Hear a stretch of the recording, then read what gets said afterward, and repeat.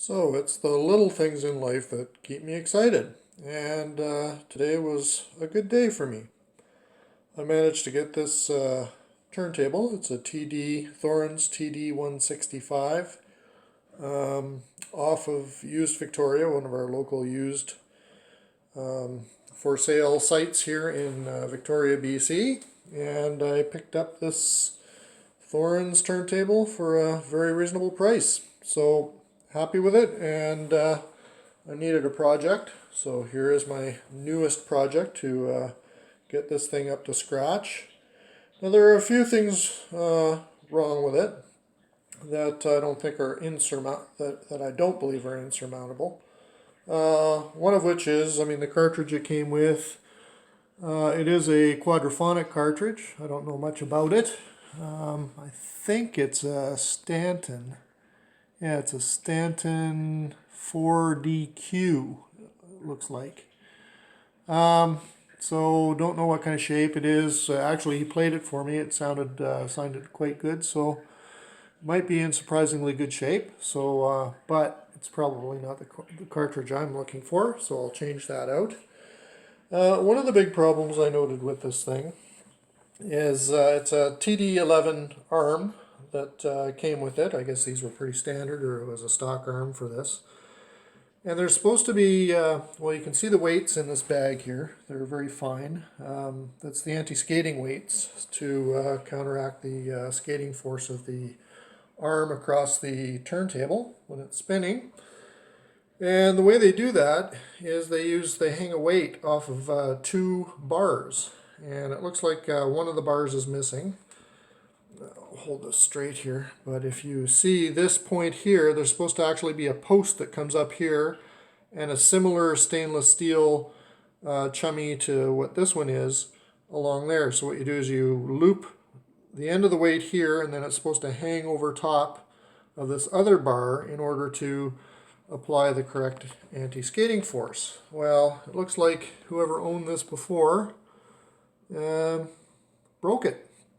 So I'm not sure. I've seen actually one for sale on eBay. So I'm going to probably tackle that, buy it. I'm not sure whether these are hard fitted on or whether they can be changed out, or I'm going to have to come up with some ingenious gluing system or whatever to repair that. Or we may have to go to another arm. Don't know. So actually, I'm looking for advice, so anybody watching this video, if you have any good ideas as to how to fix that, please let me know. I would be greatly appreciative of that. The other thing is, on the turntable itself, when it was rotating, I believe the suspension is a little out. I know that there is some transport screws in the bottom to lock down the suspension so that it doesn't get beat up when you're transporting it somewhere. But when the guy demonstrated it, he didn't have it properly leveled and everything on his table. He admitted that. But apparently it makes some sort of a little scraping. It did make a little bit of a scraping noise. So I'm not sure if maybe the springs are shot inside. Everything seems to work good. Suspension is okay. He always kept it basically pinned up when not in use, so it would keep weight off of the suspension and everything. But anyway, we'll have to open it up, and what I'll do is I'll probably open it up and take a videotape of that. So the obviously I think these are stock, but maybe somebody can tell me or not whether these are stock RCA connectors. Whether I should change those out, and of course it has, I believe, the stock 110 volt plug-in adapter or plug-in there, so we'll have to have a look at that. I may like the plinth is in actually really good shape, and same with the top.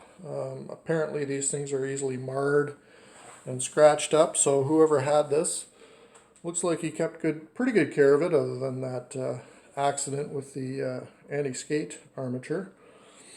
So we'll see.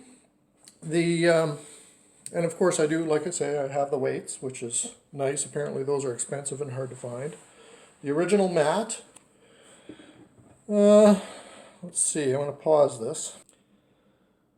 So there you have the insides as much as you can see it by taking the platter off. The belt looks like it needs to be changed out. It's starting to feel a little dry and crusty. So, and then the linkage to go from 33 to 45 seems to be working really well. He demonstrated that to me. Looks like it could use a good little cleaning. There you can see the roller for the belt. And I guess he said there's been a few problems with it slipping down, I guess, off of this. So I think what it just needs is to be cleaned. It looks like there's a lot of grit and dirt and stuff on there. So we'll see if we can clean that up and tidy it up. And we'll see how it goes. So I'm tickled pink. Really happy to finally have gotten a Thorens. I've got a direct drive Audio-Technica turntable that I don't much care for. I mean, it's great for what it was designed for, which is DJing and torquing and all that sort of stuff, but what I'm looking for is something that actually sounds better. And I think this will fit the bill once it's properly tuned up and built. I might even toy with the idea of replacing the plinth. I've seen that on eBay there's a number of aftermarket plinths that are really skookum looking on eBay for about 450 Canadian. So I'll look at that. But obviously I'd like to keep it as original as possible, but if I can get a better plinth and make it sound better, that would even be a bonus. And then I can just keep this as a backup, and or if somebody ever wanted to buy it from me down the road, or I wanted to sell it, then I could bring it back to stock if I had to. So there you have it. We'll keep you updated on my progress, and hopefully we can get this thing whipped into shape.